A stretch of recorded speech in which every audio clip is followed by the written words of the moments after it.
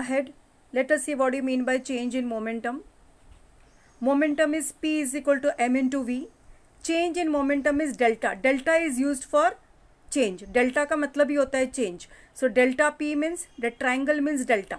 Delta means change. Delta P means change in P. So P is equal to m into v.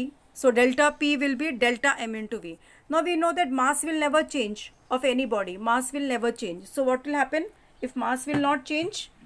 What will change then? Velocity is going to change. Mass is not going to change, so velocity is going to change. So we will remove m outside and we will write v inside.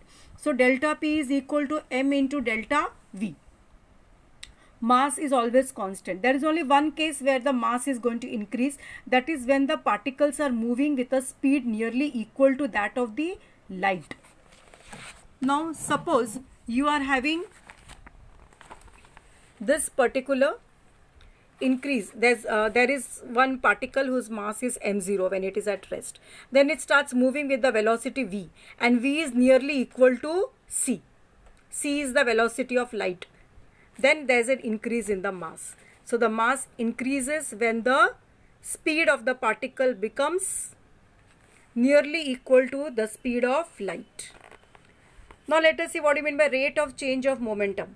Now rate means what? Whenever we talk about rate, it means divide by time. Rate means divide by time. Now consider a body on whom force F is acting.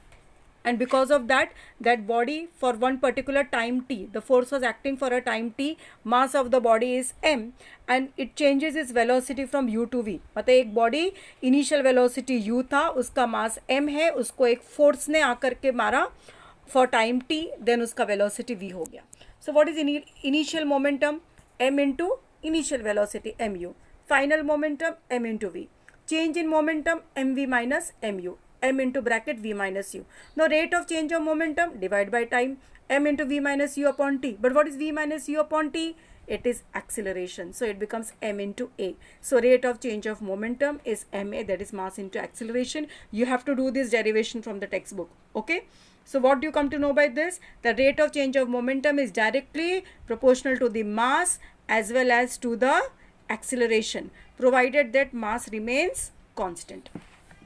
Now there is alternative method. Now what is this alternative method?